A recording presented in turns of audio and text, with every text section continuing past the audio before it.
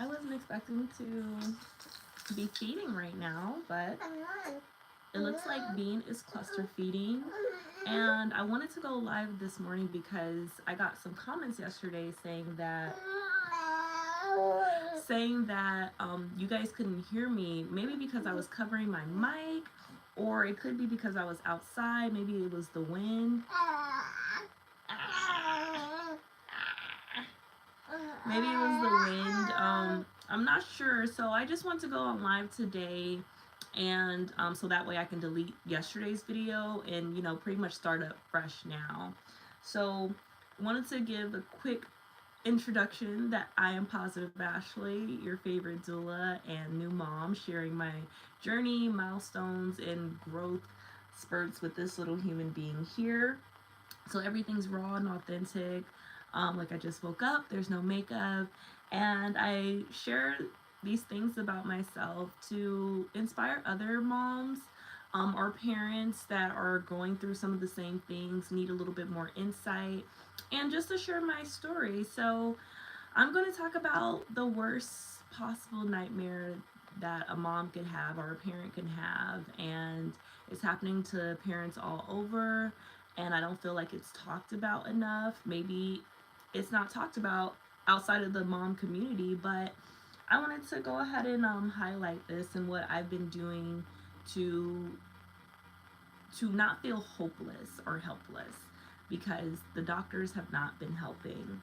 So let's go into a quick little story time, shall we?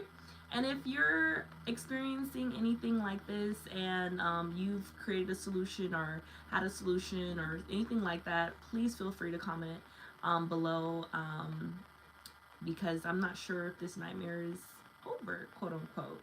So, hey Bean, you done? You done eating, sweet pea? So, here it goes. I found out day 7 after Bean was born and we went to her first peds appointment that she had an umbilical hernia. And an umbilical hernia, if you don't know what it is when the belly button is protruding out due to muscle tissue, not more so the intestines, but the muscle tissue pushing through, and the belly button looks engorged. It looks really big. We knew that her belly button was big, and ironically, it has nothing to do with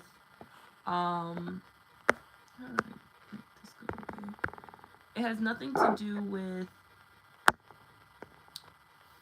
how the umbilical cord is cut at the time of birth, or anything like that. Actually, 6 out of 10 parents deliver babies that have umbilical hernias, and the pediatrician told me it could be one of 2 things. One, when a baby has low birth weight, so a baby that's under 6 pounds, or it could happen to a baby that had growth issues in the womb during the gestational period, which I also had. So Bean had 2 of these factors. She was born under 6 pounds, and we were having issues in the womb, specifically with her stomach.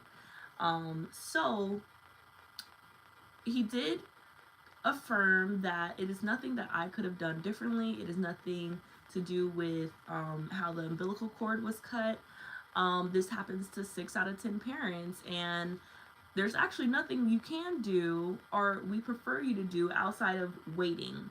The umbilical hernia should go away by itself by age 5. Sometimes it can go away by the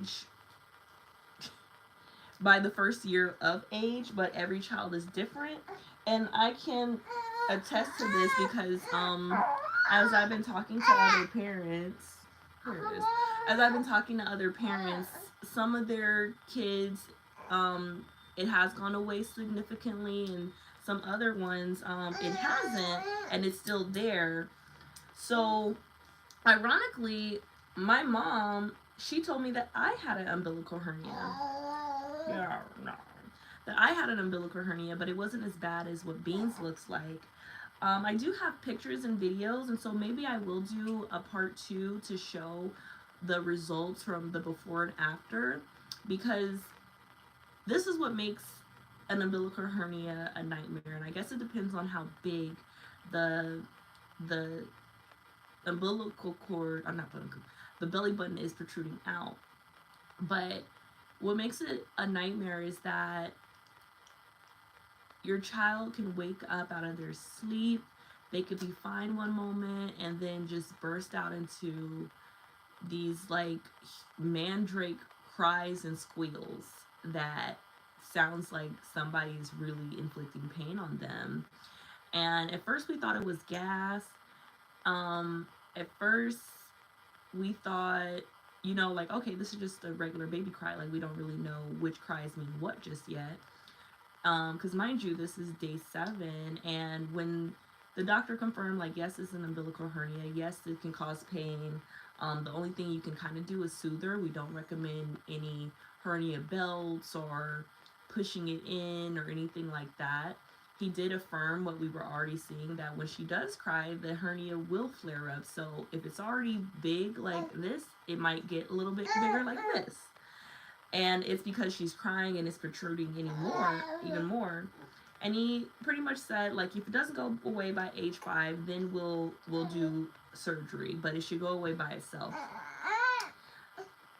Bean's a little sleepy, y'all. No, you can't eat my... I'm trying to get her... Ooh, that was a good burp. I'm trying to get her to switch to a new pacifier. I talked about that in my last video. I don't know if I dropped that Instagram where pretty much my partner sent to me and I was convinced to switch the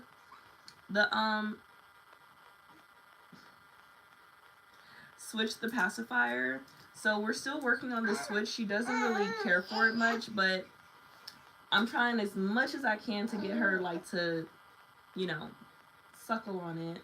But anywho, sitting with this information that the peds told us, it just pretty much sounded like, hey, deal with it. If it doesn't go away by age 5, we'll do surgery, but, stick it in there. I'm not sticking in there, but stick in there, like, hang in there, and don't try to do anything about it. So it kind of left us in like a dishevel, like, we feel helpless when she's going through this and there's nothing that we can do. So since then, I've talked to, like, some of my elders, my mom, older people, and they all were saying the same thing, like, get a $50. Then I'm gonna switch to the other one. I'm looking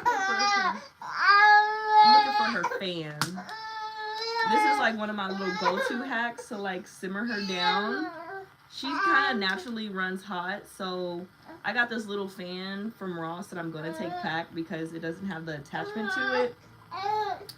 And I think it's the white noise from the fan that calms her down. Oh, honey. Yeah, that's a good yawn.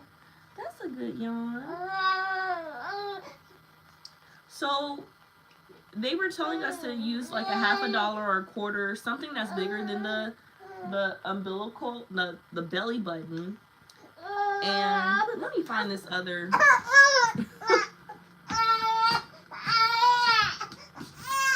Honey bun. Honey bun.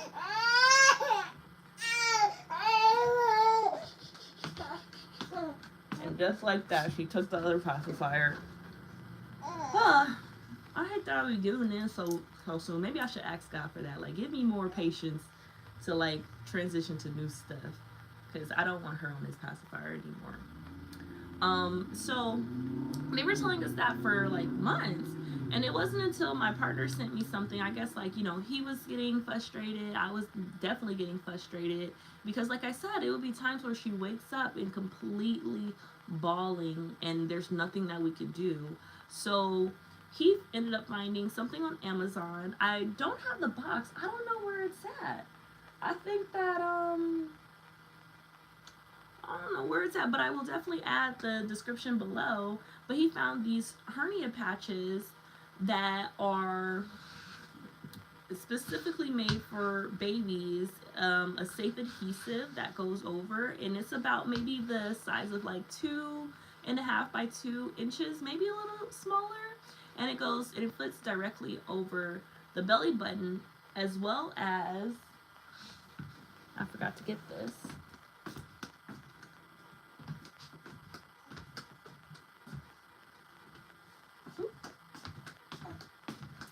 as well as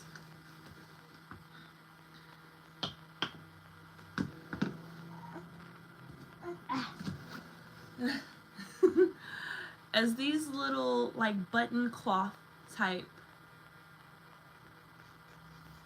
things that goes over the umbilical cord. So it's flat on one side, and then it has like a oval side that's rounded on the other side.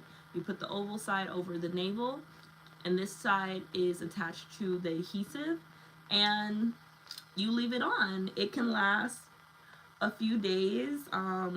I was taking it off like every 2 to 3 days, and we actually went through like 3 of them just to trial and error, not sure how to put the patches on.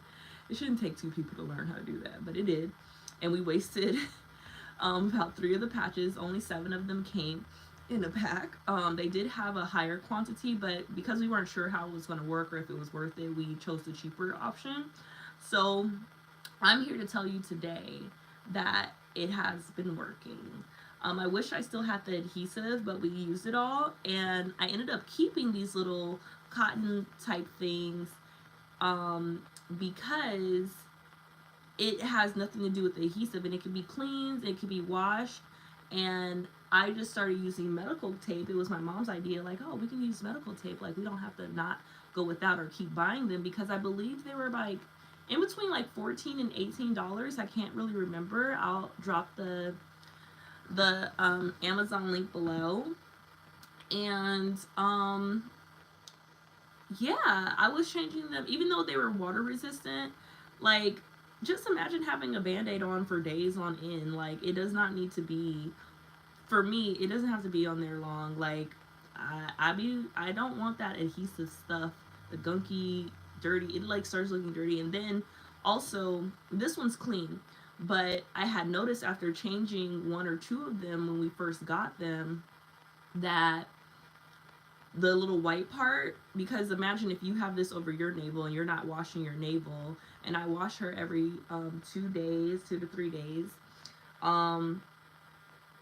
this was getting dirty. So I'm like, I don't want the dirt to just be sitting in her navel and not cleaning it. So at this point from September 24th when we bought them to now, I have seen a dramatic difference in Little Bean's navel. It has decreased tremendously. It has pushed in almost like an any belly button. And when I say this was like great results, the last time we went to Peds was, I want to say September. Time is moving so fast. Maybe it was the end of August.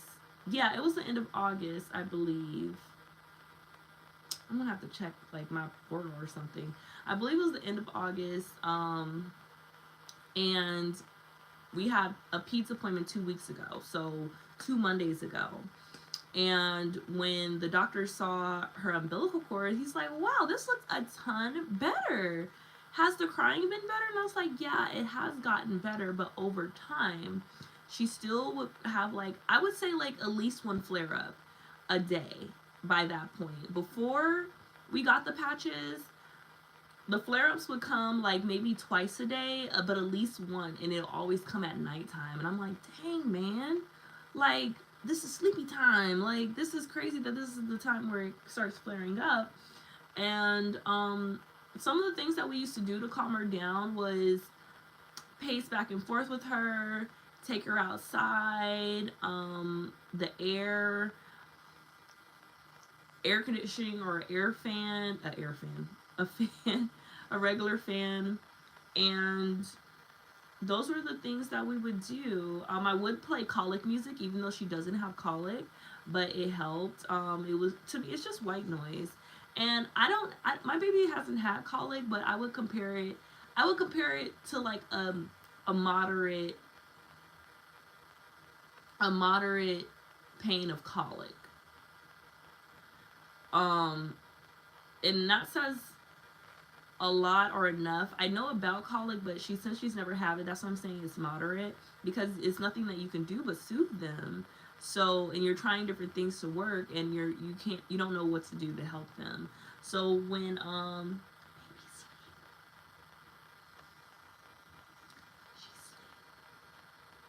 this is one of my go-to methods to put her to sleep.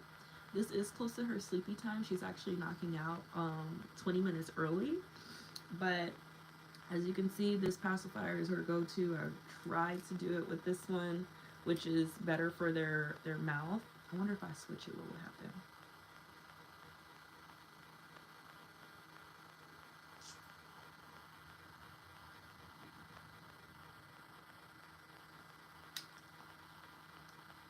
Her eyes open.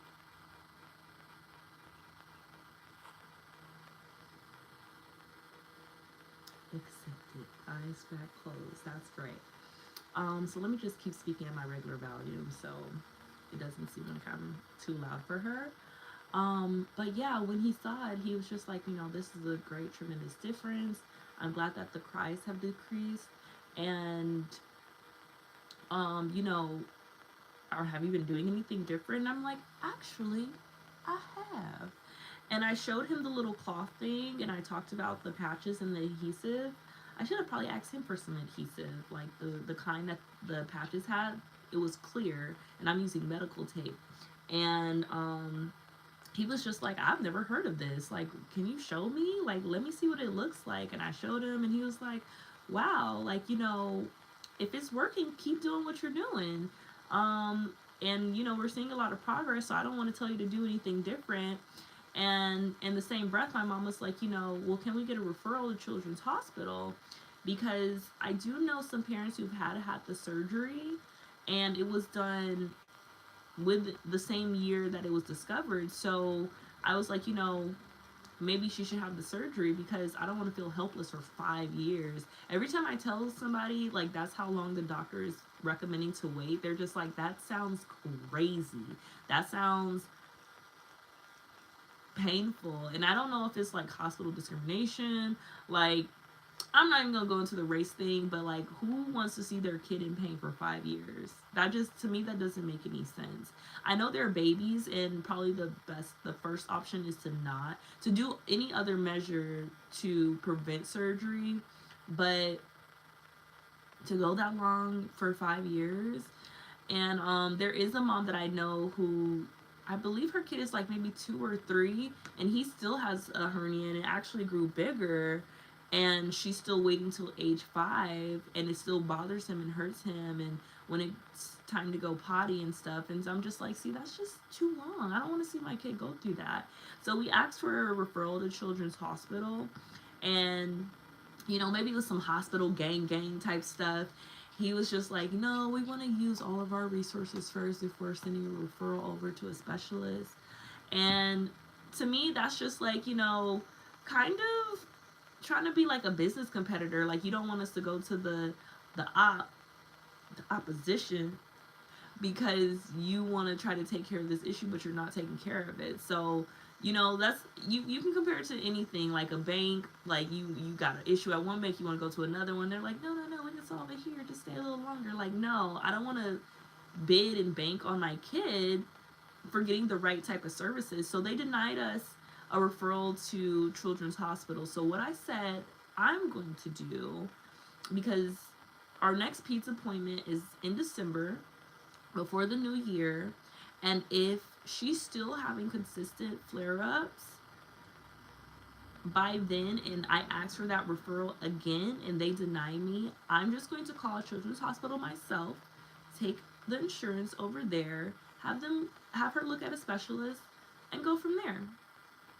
Because there's no way my baby will be 6 months and going through the same type of pains.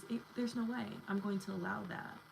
So parents, at me personally, as a doula and as a new mom, I'm always going to root for parents to go over and beyond the mile to advocate for their children, because doctors aren't behind the doors with us. Every child is different. They're not with us in the trenches when it comes to what we're going through behind the scenes. They're taking this small inkling of time that we're sitting in the hospital with them and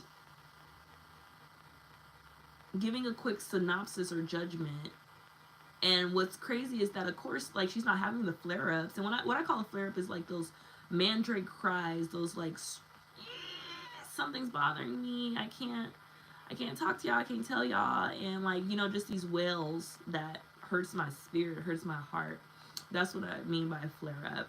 When she has those and they're not in the office, of course it doesn't seem like, it's not as bad as it seems. Like, she looks happy, she looks great, but you're not seeing behind the door. So parents, advocate for your children and see more than one specialist. Just like how you would go to the dentist and maybe you're not feeling the vibe from one dentist, go check out some other ones, because they're not the only doctors. And even though I like this pediatrician, I'm willing to step out of my comfort zone and see other people to get the job done. So great thing though, since using these hernia patches, her flare-ups have gone from once or twice a day to like once every other day, or 2 out of 3 days. That was maybe for the first 2 to 3 weeks. Then I noticed, since going to peds 2 weeks ago, we haven't had any flare-ups. So this is from us using the patches now 6 weeks now. She actually doesn't have anything on her tummy. She doesn't have these, no adhesive tape, no medical tape, nothing on her tummy. And I can't wait to do this before and after, just so you guys can see the results. She's in her onesie right now and she sleeps, so you know, I'm not gonna disturb the little boss baby. I'm not gonna do that. And I can turn this off now. Got this little fan from Ross, but it's supposed to come with an attachment on the sides.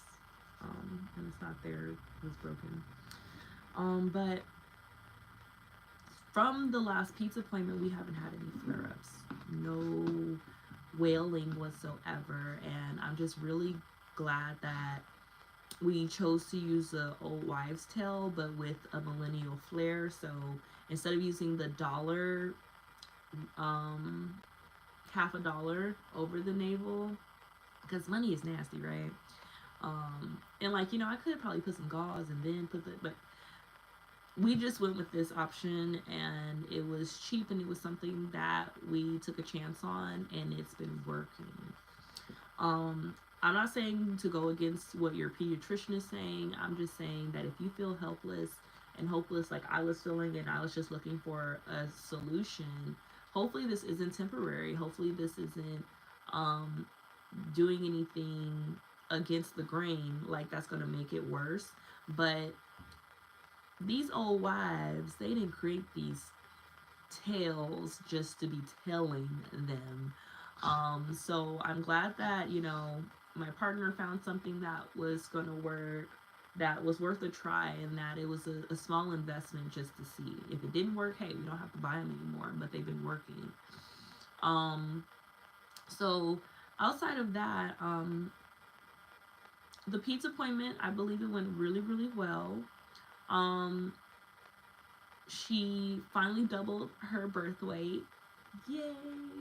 I realize my baby is kind of small when when she's next to other babies in postpartum class, and even though she's like usually 1 or 2 of the oldest babies there, she's so little. And I'm not gonna say little no more, she's petite. I think our little baby is going to be tall. She's long, and she doesn't have a lot of weight on her. Like, it doesn't, like, her 12 pounds, some kids have probably reached 12 pounds by like the second or third month. So she's growing to her own accord, just like how she was growing in her womb. And when I say little, like, baby is still fitting like newborn clothes or 3-month clothes. And some of the 3 the 6-month clothes that she does have, they're still big on her, or she won't be able to fit. So I'm hoping like some of the things that we do have for like Christmas time, she's able to fit. Cause I want to take some pictures of her, and I don't want to buy nothing new. And she's growing, so there's some newborn stuff that she's grown out of, and then there's some that she can still fit. So I think it's so interesting or odd that like how they're doing measurements of um newborn clothes or 3-month clothes, because she can still fit some of her 3-month stuff. Um, what else happened during the appointment? Um, they also tried to go back to the vaccine thing, and we've already had a talk about it. I almost got, um, I almost got convinced by the pediatrician the last time we were there to go ahead and give her shots, but I have a specific opposition against them, and I feel like there's no rush to do them. I do know that cold and flu season and stuff is going around, and this is a whole different conversation. This video will be so long if I went into the vaccination talk, but I just pretty much closed the door shut on that and was like, hey, I talked about it with my partner. We made the decision to still not do them, and I'm just going to say we're going to delay them. And he was like, well, why? And I was like, it's the same reason that I told you last time. It didn't change. But also, compared to when I was born and when my mom was born, there's like 2 to 3 times more vaccinations that they want to give kids that was not there to begin with. And it's like they're like creating super vaccines, and even though they said there's no like mercury and things in vaccines, they made them different so that way it's not correlated to autism or creating any other developmental effects. I personally don't believe in vaccinating my child at this moment. We're taking a liberal approach, and I can have a whole different conversation about this. I actually want to bring a doctor on, because there are doctors that believe in the same things that I'm talking about. And I've done my research. I knew before I had kids that I didn't want to vaccinate them. And even though I'm vaccinated, like I said, we're doing a liberal approach. We don't want to hold her back from anything, from like flying out of the country when that's time, or if she wants to go to school. I do want to homeschool, but like if my kid wants to homeschool, I mean, if she wants to go to real school, I don't want to deny her that because she doesn't have vaccinations. I want her at the time that she can make that decision, to be informed, to have the facts, do her own little research, and take that step when it comes. But we're mentally prepared and planned to move states, to not have her a part of like daycare because vaccinations are needed for that. We're definitely willing to move out of our comfort zone so that way we can raise our child the way that we want to. But definitely the doctor tried to double down on it, and I was just like, yeah, okay, thank you. Not consenting to that. But what I did consent to is an antibody shot. Pretty much a shot that has immunity that goes against RSV, which is the respiratory, I don't know what the S stands for, respiratory something virus that can happen and is prevalent with adults but also children. And because flu and cold season is going around, and we do want to take our baby to public places. I think I was having like huge anxiety the first 3 to 4 months of her being here because people are nasty, COVID is still around, germs will be germing, and even though I trust every inch of my breast milk, and the antibodies that create her immunity for her, I feel like I would still be precautious to like go to the grocery stores and stuff with her if I did not give her an extra immunity boost. Was it necessarily needed? No, but it won't hurt, and it's not a vaccine. So I talked about this. I released the video a few weeks ago. If you want to see what the shot was called, if you want to do more research on it yourself, she did not get sick from it. Vaccines injects the virus into you. So this was not a vaccine. It just boosted her little immunity, and she cried and she wailed, and it hurt my feelings. And I was just like, no, no more shots. I wish it was just something that we can like just put in a bottle and move forward from there. In addition to the 4-month pediatrician update, they did give her some more vitamin A and D. It's these like little droppers that you can put in her milk. And because I'm mostly breastfeed, I don't use it often. I try to use it at least once a week when I do give her a bottle. Like say I pump all my milk out and she's still hungry. If I can remember, I'll add that droplet into her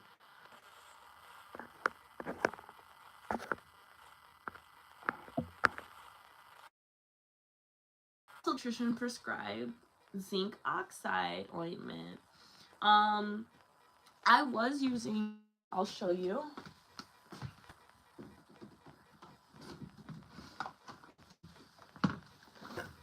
I was using Parents' Choice diaper rash ointment, and once made her diaper changes, but I stopped using it because it is just so thick that in between using the baby wipes to get the ointment off, I was noticing that it's making her skin abrade. So like kind of like taking her new skin off and just making it very raw, and I didn't like that, so I stopped using it.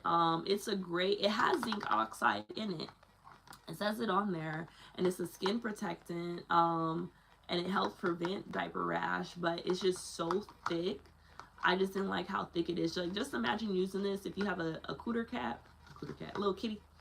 If you were putting this down there and every time you went to the bathroom, no matter how much you're wiping, even with Charmin, like it's still like little residue there in the crevices, and you're wiping so much that it's creating raw, like it's starting to hurt because you're doing it so frequently. We pee like 7-8 times a day. I didn't want to keep doing that to her, so I'm glad that they just, now this has more zinc oxide than the actual prescribed zinc, but this is just zinc, but this has 40%. So I've been using this the past 2 weeks. The diaper rash has gotten slightly better. I think I'm going to call the nurse hotline this week to just give them the diagnostic again. Like, she still has the rash, and it doesn't have like the little bumps or anything. The skin is just raised, so it makes me wonder like if she's having an allergic reaction to some of the Pampers, which we're only using sensitive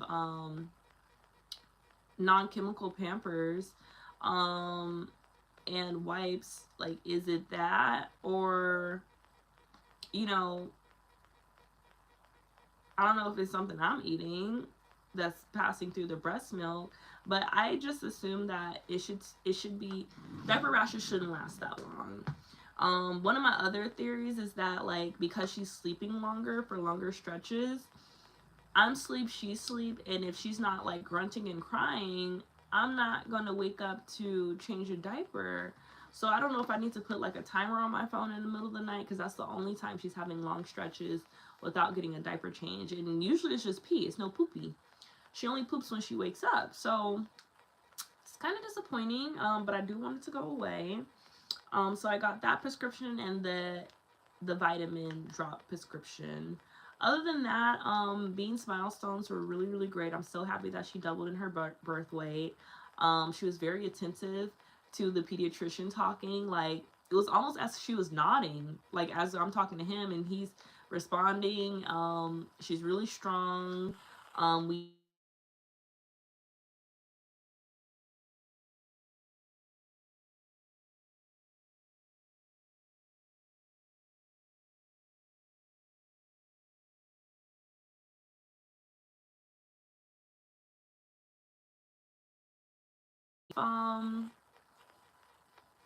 you have any other questions about the hernia, I will try to do a video, a video that posts, not a live, to show the before and after of her hernia and Also, I will drop the link to the Amazon. So feel free to check back in. I'm gonna come on Friday with my mom's meals and try a new meal for you guys, and hopefully give you an update on the other meal program that I found for completely free. They actually found me, and we'll go from there for another review. So thank you for tuning in. I highly appreciate it. Give me more topics to go into, and catch my other videos about breastfeeding, about my journey as a mom, and about new products that I've gotten for Bean, as we're going into her 5th month. She'll be 5 months this month. Toodaloo!